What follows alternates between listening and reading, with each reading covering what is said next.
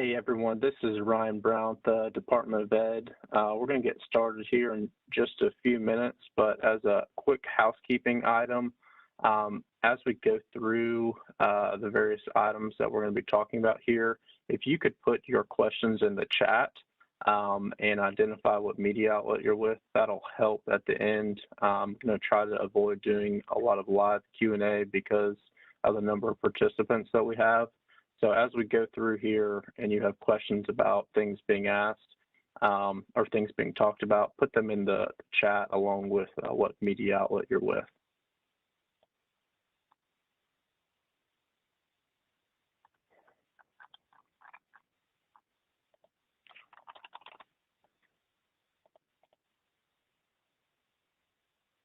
Morning, Ryan, everyone.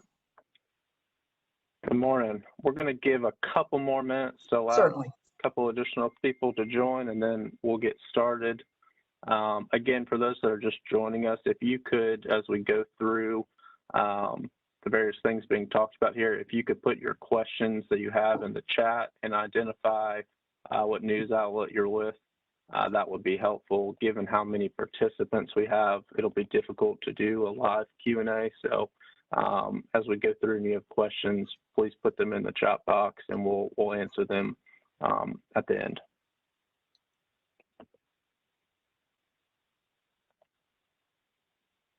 And I've got 10 o'clock, so we'll go ahead and get started. Really the purpose here today is just to spend a lot of things happening in regards to COVID in schools, both on the state and the national level. And it's a lot of misinformation, a lot of rumors flying around. So we want to be able to address those, share some new information with you all as well. But we want to make sure that you all have the most up-to-date factual information that you can share publicly. With that, Superintendent Spearman, we'll turn it over to you and we'll go from there. Thank you, Ryan, and good morning, everybody. We really appreciate you joining in, appreciate all the work that you do in helping the public understand what's going on with our schools in South Carolina, and that's what I want to talk about first, just so everyone has the correct information on the reopening plans. Currently, 682 of our 1,266 public schools, 682 of 1,266 are operating 5 days a week, face-to-face for all students. 553 are in a hybrid operation ranging from 2 to 4 days a week, and we have 31 schools that are fully virtual. 31 schools that are fully virtual. Next week, we know that Calhoun County and Lee County schools, who are our only 2 districts who have not offered face-to-face instruction this year at all, will implement face-to-face hybrid instruction with students coming back some days. Additionally, following last week's press conference, we have begun to receive reopening plans, and we have communications from districts who will be implementing full 5-day face-to-face options in the coming weeks. These plans often require the district to seek approval from their local school board, and that can add a few days or slow down the process a bit. But we're anticipating several districts to begin 5 days a week for all students in the next few weeks. Based on the evidence from the CDC, our own MUSC, and other state reports, we know that schools are very safe places to be with the proper mitigation strategies are in place. Possibly as soon as today, we're anticipating that the CDC will provide new guidance that strongly urges schools and districts to reopen for in-person learning. While this really doesn't impact South Carolina, we're ahead of many states in reopening our schools.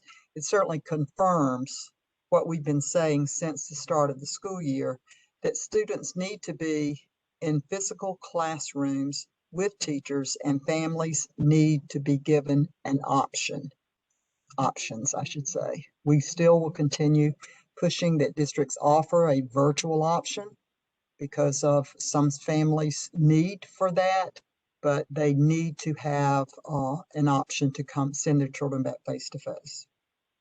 Now, let's talk a little bit about the vaccines. Currently, as you know, there are two resolutions being debated in the General Assembly that impact both school operations and vaccinations for our educators and support staff. The Senate resolution, which passed the full Senate this week, will now be debated in the House, and it calls for educators and staff to have the opportunity to be vaccinated within 30 days, and it requires 5 days face-to-face instruction after schools return from spring break, which would vary from district to district. The House resolution also calls for educators to be eligible to be vaccinated in 1A, but it does not set a time frame for vaccination. It also requires 5-day face-to-face option to be implemented within 28 days of passing. To be clear, I stand by the letter that I sent to Governor McMaster and the director of DHEC on January the 12th. I support that teachers and educators be given priority in the vaccination immediately. While vaccination is not a prerequisite for opening schools, and I've been very clear about that, the evidence stands behind us that schools can operate safely. Receiving the vaccine is critical for keeping schools open and staffed appropriately. Guidance from the CDC issued this week is very, very important. It says that once vaccinated, there is no need for individuals to quarantine. This changes the game for schools trying to stay open. This alone gives us reason to move educators and staff to 1A.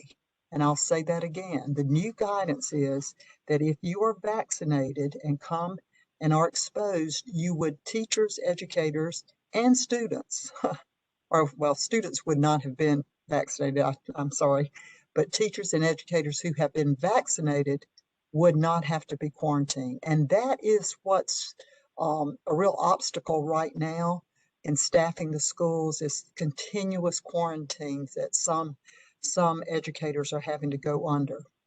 Over the past week, the SCDE and DHEC have worked with districts and approved vaccine providers, and I'm pleased to let you know that every school district now, every school district in the state has been matched with a provider in their area. We've worked diligently since the press conference last week with providers and with local districts to make that happen. Depending on the size of the district and the approved vaccine provider, the following 4 scenarios are the possible ways educators and staff will receive their vaccinations once eligible. First, vaccine providers handle everything. They set up the vaccine event with all the vaccine provider staff at the schools or at a vaccine provider location, their office, hospital, pharmacy, whatever. Secondly, there may be an option where the vaccine provider and the district conduct a vaccine event together, where the provider provides the vaccines with the proper storage and manpower, while the district staff is used for everything from documenting those receiving the shots, monitoring the persons for side effect, etc. Thirdly, the vaccine provider provides the vaccine only, and the school nurses and other personnel vaccinate staff. So there are nurses who have been trained and will have a doctor's order to cover them so that they can assist with giving the vaccine. And finally, the vaccine provider helps coordinate several small districts to come together at a centralized community center or location, and the vaccine provider provides the vaccine with or without district staff assisting. From our survey that we did a few weeks ago, at that time, we know that there are 122,876 educators, 122,876 educators and staff in South Carolina. The average age of a certified educator in South Carolina is 43 years old and 4 months.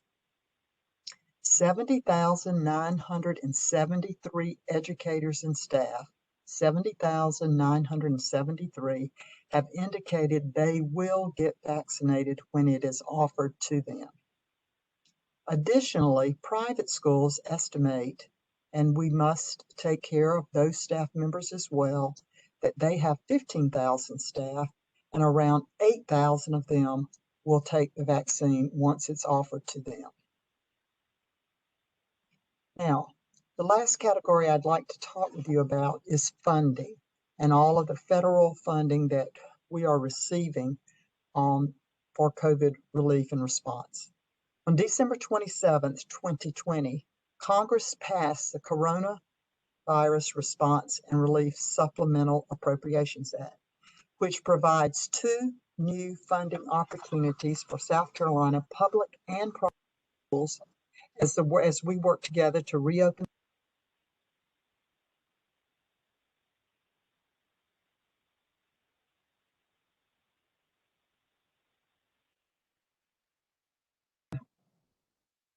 Did I mute myself there for just a minute, Ryan? Yes, ma'am. I'm sorry. Yes, ma'am, you did. I apologize. I heard a beep there and didn't realize my finger had hit the button. Sorry. I'll go back and restate that. I think I was talking, probably the last thing you heard was that the Coronavirus Federal Relief and Response Supplemental Appropriations Act provided 2 new funding opportunities for public and private schools in South Carolina.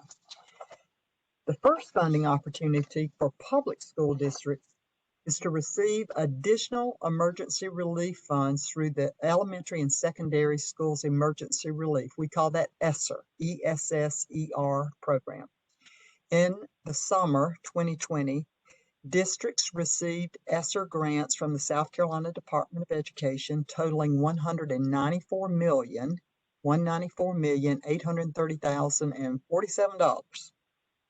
And they're spending funds based on needs in 12 categories. And they had to spend that fund. It was extended through September the 30th of 2022. So they had 2 years to spend the money in 12 categories. That's the grants that they received back in the summer. Under the CRRSA, school districts will be allocated an additional, and this is the funding that was approved in December by Congress, $846,378,746 in those same 12 categories, but they have, and it has to be spent by September 30th of 2023. So the money in December goes an additional year through September of 2023. Has the same 12 categories as the summer money, but with 3 additional categories added. And those are very important because they may address now learning loss, which is the term that we're using for the academic loss that students have suffered during the pandemic. They can also complete school facility repairs, and that is very important and an additional area, and they can improve indoor air quality. So the facility part of this second pot of money is different, but yet much needed for the school districts. On February 10th, 2021, this past week, the SCDE hosted an information session for public school districts on these funds. We went over the federal requirements and the process districts must follow to access these funds. So that is beginning to happen now. One major difference between ESSER 1 and ESSER 2 relates to private schools. Typically, with federal education funds, public school districts must set aside a proportional amount of federal funds for students and teachers in private schools to receive equitable services, is the term used, based on federal programs like Students with Disabilities under the Individuals with Disabilities Education Act, or for students in poverty, or their teachers under the Every Student Succeeds Act. This is a requirement under ESSER 1. The public districts must set aside those funds, but it is not required under ESSER 2, as Congress appropriated funds specifically for private schools. The SCDE is hosting an information session for private schools on February 24th of this year. And we have met with the leaders of the private school groups already to talk with them to make sure that we do everything as efficiently and swiftly as possible to help those schools also get their funding. As part of CRRSA, here's the amounts. Congress appropriated $2 trillion. That's a lot of money. $750 billion in funds for the emergency assistance to non-public schools. And the acronym for that is EANS program, which is overseen by each state's governor's office and administered by the state education agency. The SCDE will make available $39,781,327 prioritized by poverty rates to eligible nonprofit private schools. So right at $40 million will be allocated to our private schools. Similar to ESSA funds, private schools can ask for reimbursement or for future services in 12 allowable categories. Private schools will be required to meet eligibility requirements and submit an application, which includes information on poverty rates as well as needs and costs for each private school. And our staff is working with our private school folks right now to make sure that this is done efficiently and as swiftly as possible.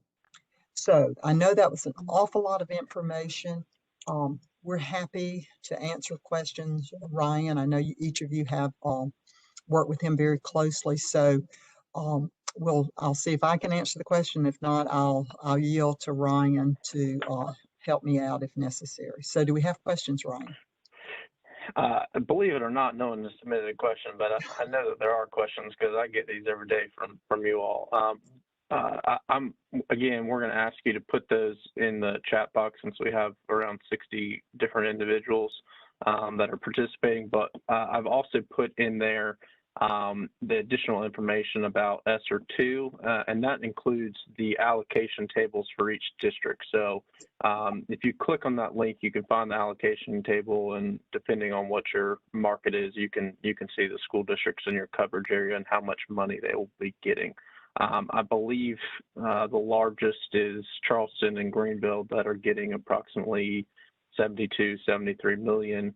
And down to just a few million in some of our very, very small school districts. But this is, I don't think we can understate this. This is an unprecedented amount of money. We generally get about $1 billion each year in federal funds for students across all the different programs. So essentially, we are doubling the amount of federal money that we are getting in the state. So that's big. I think it's really important that this is spent appropriately and efficiently. We can't state that strongly enough that is a lot of money and it's got to be used appropriately. So, Superintendent, Ryan, I'll go through. Go ahead. Ryan, let me just add to that I can't say strong enough how important it is for districts. We are working with them now on their decision on how they will spend this tremendous amount of funding. The expectation from us is that much of it should be spent on overcoming learning loss that the students have that we are seeing. We are receiving that data in now, and there's work to be done. And so we will be working with the districts with our best practices, with suggestions on them how to make sure that the money is spent properly.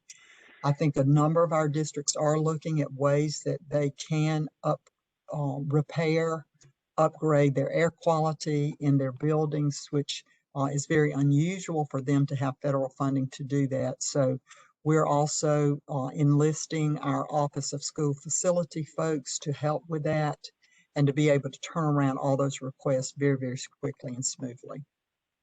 Looks like we got a question. Should I take Shauna's first about Lee County's hybrid plans? I've been very concerned about Lee County. I have spoken with their superintendent and board chair in the last month. We talked twice, encouraging them to get their students back into session. I believe they are now having their kindergarten and first graders back only 1 day a week. That is not enough. They need to get all their students back in school as quickly as possible. We'll do anything we can to support them. I asked the question, do you have the proper mask, plexiglass, all the things you need? They said yes. So I understand there's some fear in the community, and that's very understandable with the way Lee County has been hit with COVID. But at the same time, I think you have those administrators and school board, they have to step out on a leap of faith and offer this and show that it's safe. And as they do that, families will build their confidence in sending their children back to school. Do you have anything And I else would to just, add about Lee's well, plan? I would just, yeah, I would just add the additional, that 1 day a week for their K through 2, I think it was. They're adding on to that starting next week Good. for the additional grade levels. And with Calhoun County, they had also just been 1 day a week for I think K1 and through 2. They are actually coming back with 4 days a week, starting with elementary next week, and then middle and high school the week thereafter, with a plan to move to 5 days. So Thank you, Ron. Calhoun, while I haven't back, they're moving pretty quick. I had a very productive meeting with their board chair and vice chair and superintendent this past week. So I'm really happy to see movement there. Next question is from Mayan at the state, asking if the 31 schools that have not gone face-to-face are there just in Lee and Calhoun counties. And I can answer that one for you if you'd like, because I got the list Please. up here.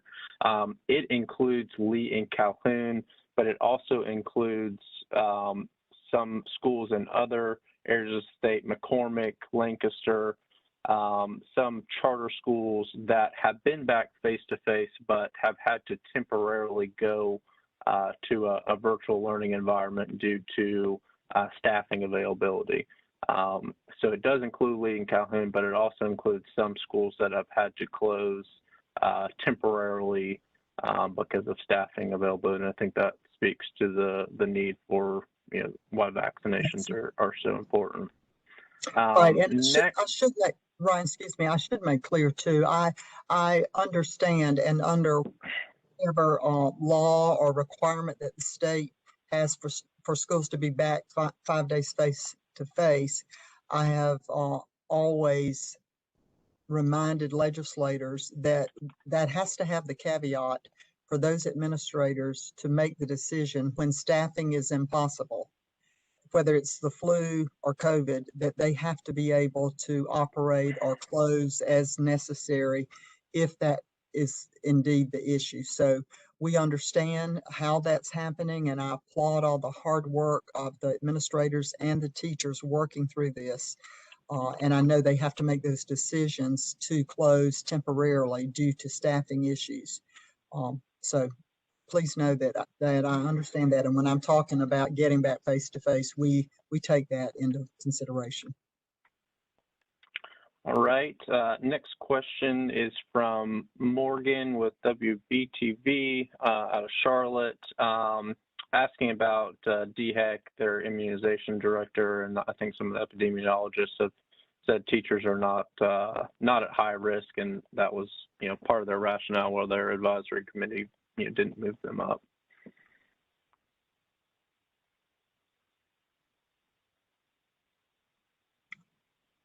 Do I need to respond further to that, Ryan? I think you addressed it just from the staffing point of view.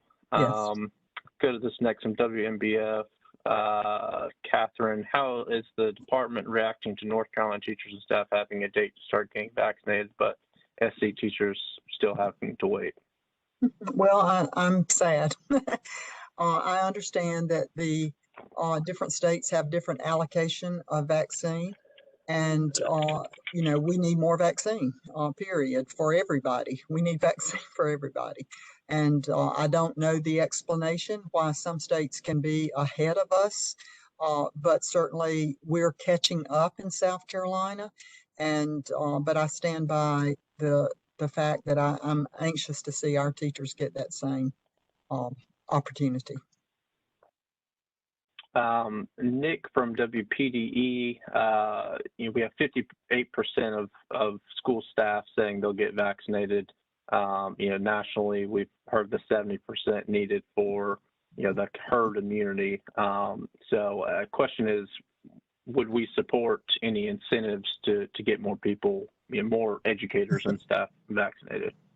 Absolutely. And that range, and it goes from about anywhere from 15% in some communities to 90% in some other school districts. So obviously we've got some work to do. And yes, we support incentives.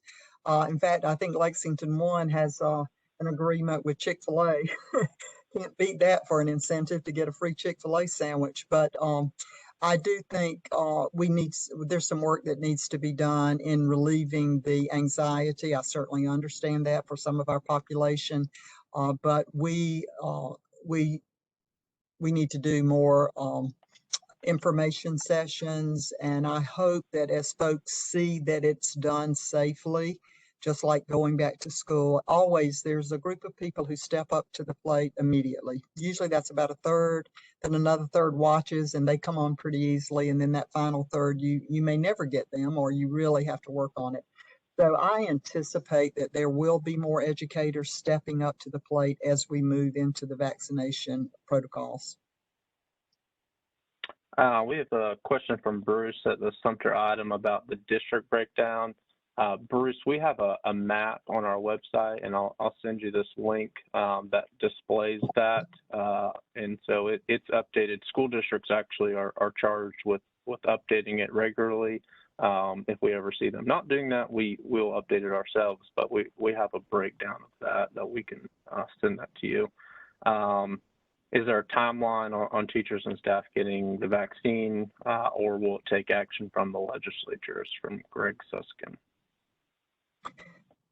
Well, the only timelines that we have right now are those that are in the two different resolutions that I mentioned. One is within 30 days. I think the other says 28 days. I think it is important for teachers when the time does come that folks step up quickly. The school year is passing on, and we need to be ready, and that's what I promised Governor McMaster, that we would work, and we have done that, and our providers are now working with individual districts to work out the details of how this will operate so that when that time comes, we can do it within, I think it can be done within a few days. And then, of course, you have to go back the second time for the second shot. So it will take us, that's a 3-week wait period if it's the Pfizer vaccine. So it's going to take a solid month, even, if we get everybody vaccinated within a couple of days, then to turn it around. So our role at this point is to advocate and to also assist in the setup and delivery with school districts. So we plan to have everyone ready to go whenever that vaccine is available. And there's a similar question from CN2 News. The resolution has been passed in the Senate. Is it expected to be passed in the House? If so, when will it be implemented? Both the House resolution and the Senate resolution have a hearing on Tuesday in the Ways and Means, I believe, their medical subcommittee. So that will really kind of tell us the timeline on those. And then when will it be implemented? How could teachers start, and when could teachers start getting a vaccine? So the Senate has a 30-day timeline. There is not a time period that's in the House version, but I believe, based off of the language, that their intention is that 1 month period as well. Shauna with the Post and Courier asked that, we've all heard some complaints from teachers saying that school districts aren't cleaning schools as they should, and that they're old. We've got some buildings like the one I'm in right now from 1964. And what do you say to the school officials and teachers that are concerned about air quality and cleaning? Well, it is absolutely an issue that we need to resolve. And thankfully, we do have some funding now available. And I would say to those school officials that if that is the case with their facilities, they need to study that very quickly and use some of their ESSER 2 funds to alleviate the issue. It's one of the first times ever that we've had funding available to work on these problems. And I think as far as teachers complaining, I've said over and over, and we do receive complaints from teachers through our ombudsman office at the Department of Education, whether it's where that schools are not enforcing wearing masks or whatever the issue might be. If they want to report that to us, then we will try and intervene. And if it takes a personal call from me to the superintendent to talk about it, I have already done that and will continue to do that. So, but I am excited that we do have some funding now to alleviate some of these air quality issues. Have a question from Gavin Jackson asking if you can elaborate on learning loss and what any of the preliminary data we have is showing. Right. And Gavin, you may want to go back. We had a group that we're working with, Education Analytics, made a report to the State Board of Education on Tuesday. I'm guessing that's they can view that. We are collecting data. Thankfully, our state legislature was very visionary in working with us to require all districts in the state to give a pre-test in August, September, when students came back, a mid-year test assessment in December, which they have done, and then we will do another one of those in the spring with their interim assessments. Now, these are assessments that are given in the classroom by those districts. There are 5 or 6 different programs that they use. The MAPS testing you may have heard, STAR, those are some of the more used in our state. And it gives very quick turnaround within the next day for the teachers and very specific information on each student for teachers to be informed about where the students are and what kind of instructional changes they might need to make in the classroom. The data coming in to us and where we are ahead of other states is that the districts are required to report that to the Department of Education. So we are receiving those reports now on those 3 assessments, and it is showing various things. Number one, there's no doubt that in-face instruction, the students there are doing better. It also showed that the assessments given virtually sometimes are not very reliable because some of our younger students who took early on assessments at home did extraordinarily well. And then when they came into school later, it showed a great loss. So I think the validity of those tests at home, for whatever reason, they may have had a little extra help. We have to be very careful in using those. But it's showing that there's been loss at different grade levels at different levels. Second grade is an area where we're really seeing a lot of loss, particularly reading, ELA, English Language Arts, and in math. 4th and 5th grade, again, greater loss there. So it's cueing us in on an individual school and down to the classroom. The teachers have the information to know which students. Some folks are saying, well, you got to know. And I agree with that. I'm saying we know. The teachers know. The teachers have those assessments. They are already seeing if from the students when they arrived to the midwinter assessments, was there any growth? Are they overcoming that loss? And in many places they are, but there's still significant loss that we have to deal with. In some areas, it's pretty scary. and we have to have interventions. Most districts are already doing that. They've hired extra teachers. They've hired some retired teachers to come in with their ESSER 1 funds.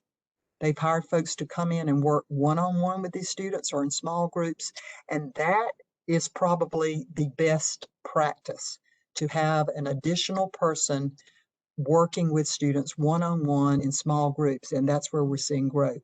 But we've got work we've got to do. We do have the information, and most importantly, I think the teachers have the information, and that's who's doing the work, and that's who we need to trust on this. Now, I'll go ahead and bring this topic up. There is a controversy as to whether or not we need to give the spring summative assessments. That's the SC Ready, those tests that are given over those last few weeks of school. I am on record. I do not think that we have to give those assessments this spring. I think we do have the information that we need from the formative assessments.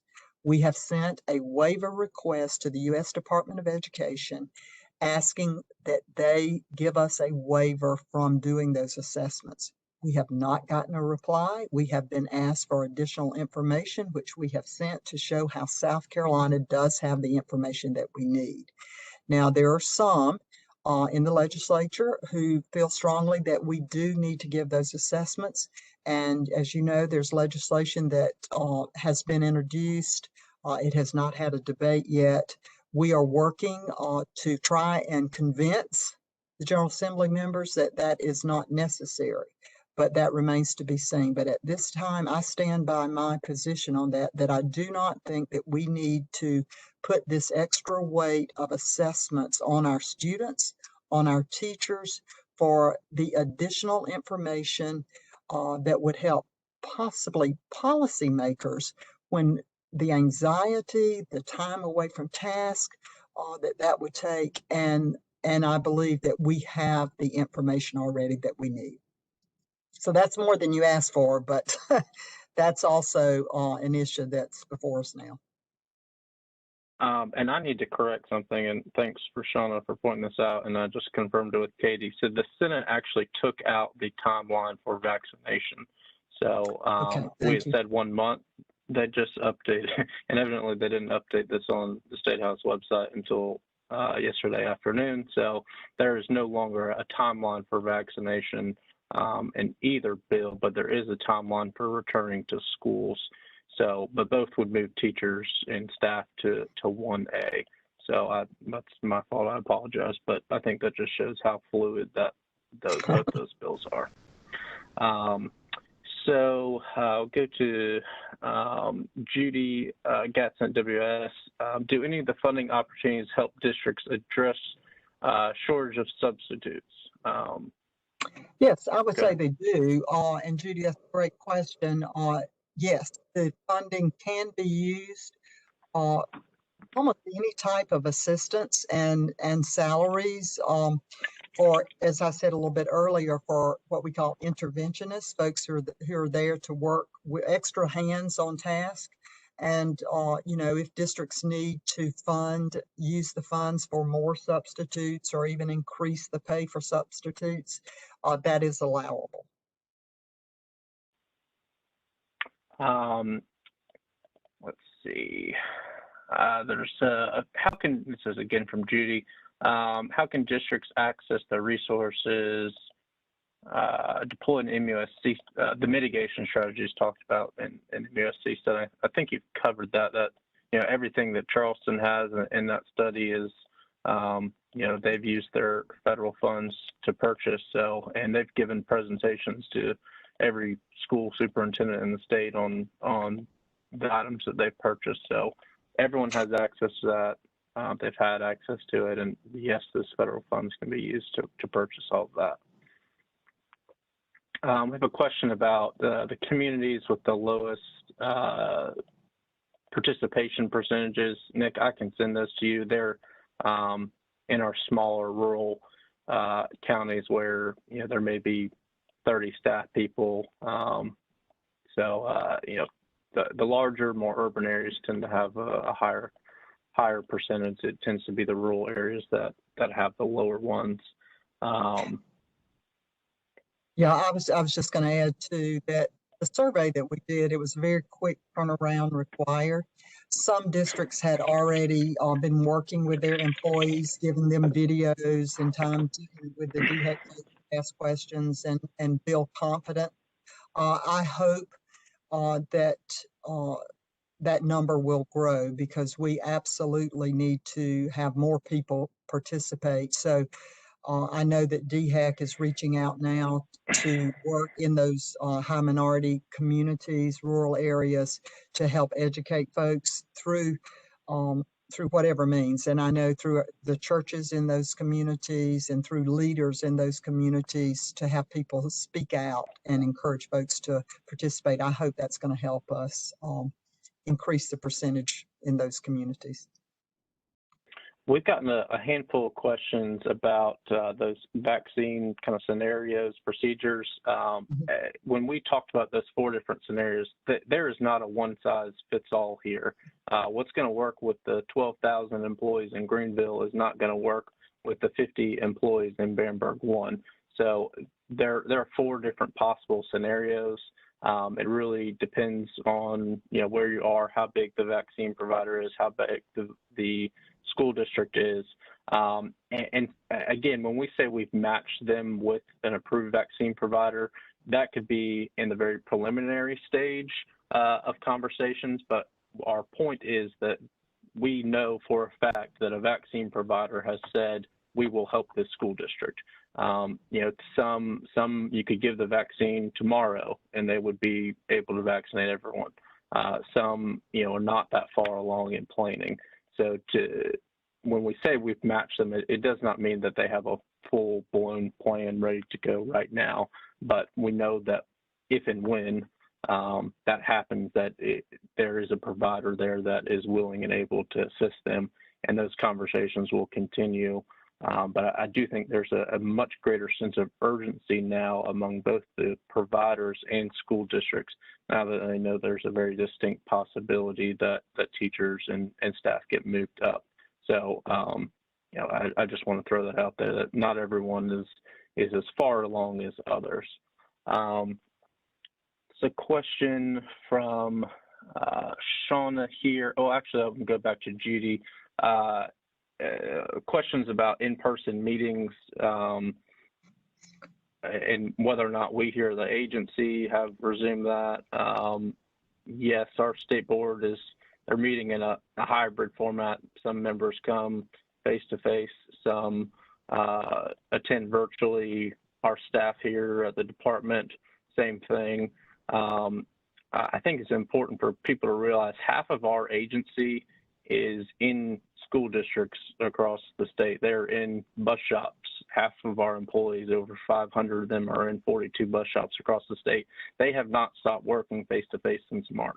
When schools closed down, those individuals were in the same buildings working face-to-face with their peers 5 days a week, sometimes 6 and 7 days a week. So they have not stopped since March. And that goes the same with many people in the agency. And we do have some staff that are working remotely. We've got staff that come from Greenville and Charlotte and all over the state that are working from home, either because it's the best strategy because of they're able to do that, or because their school, they have children in school and their schools aren't back.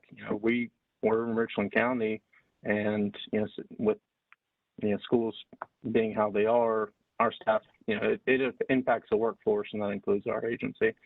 Ryan, I'll just add too. Yes, we have a mixture of some virtual, obviously, meetings, but I've been face to face. I meet monthly. The South Carolina Association of School Administrators. We meet once a month with superintendents, and I would say probably 2/3 of the superintendents are in attendance face-to-face once a month as we meet. Instructional leaders, the technology groups, our staff is there meeting with them.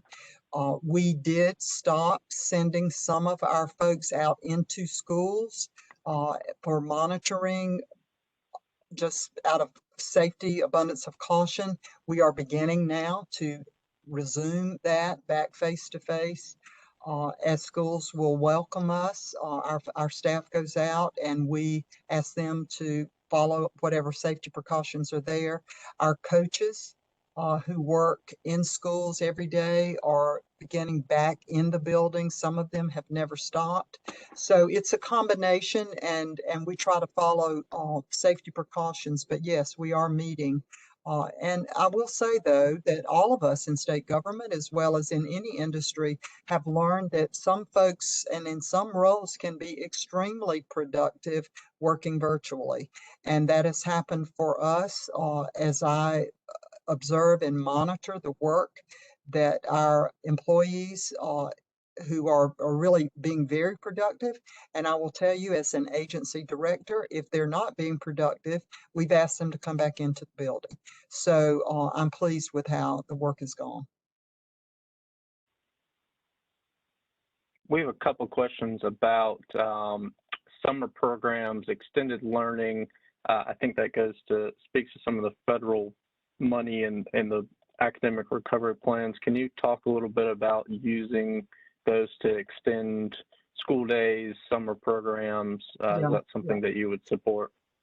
absolutely. And we are working with districts on their plans for, as I said earlier, about how the best practices, the things that while we don't approve the plan, the districts have that final say.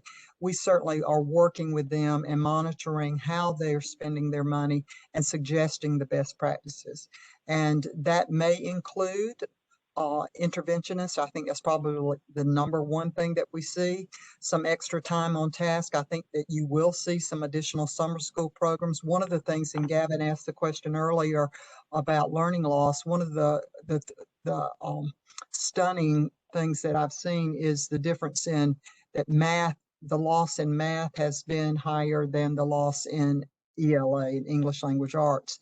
And also, you all know who follow us closely, our Read to Succeed program calls for a summer reading camp every year for third graders. Obviously, we need to keep that up. This past year, we added mathematics to that, and we have been expanding it from just being third graders to first and second graders. And I think the data is showing that that is absolutely how we need to move, that the real loss is there between that first and second grade, and we really need to have focus work for those students, those younger students in both ELA and math in any time extra time on task or summer programs or after school programs. So yes, I fully support that. And I think you'll see many districts adding that to their offerings. All right, so we're run over a bit here, but we'll do two more questions. One is from Shauna asking if any districts have submitted a plan for new federal money, if there's a timeline, a deadline to do that. They just got access to submit their plans this week, so I don't believe we've gotten any in yet. They do have to 2023 to spend that money, and as the superintendent said earlier, they are not required, but strongly suggested they spend their ESSER 1, the initial money, before they begin to draw down their second pot. But those spending plans I imagine we'll have the first of those early next week. And then I think this is probably a good one to end on. We said that we've been matched with providers once a bill is passed. If a bill is passed, moving educators and staff to 1A, do we think that we'll be ready to go getting those shots into arms? Yes, we'll be ready to go. And I think you all get out into the real other parts of South Carolina. I think Ryan's point again, you have to realize we have some school districts who are going to have 5,000 and 6,000 people to vaccinate, and others that may have 30. So the model has to be very different. Some folks may have to get in their car and drive to a location. Others may have it delivered for them right where they work in their building. So all of those plans are going on right now, and I fully believe that we will be ready to go when the vaccine arrives for teachers. Thank y'all so much for doing this. This has been very helpful to us, and I hope for you, and we may need to plan more of these, Ryan, because I know you get a lot of questions throughout the week. And this is a good way for us to make sure everybody's hearing the same thing together. So thank you for organizing this, and thank you all for participating. Thanks, everyone. And I'm going to put, in case you don't have it and you have any additional questions, I'm putting my email and my phone number in the chat box, and feel free to reach out. But thank you all for joining, and hope everybody has a good weekend. Thank you. Bye-bye.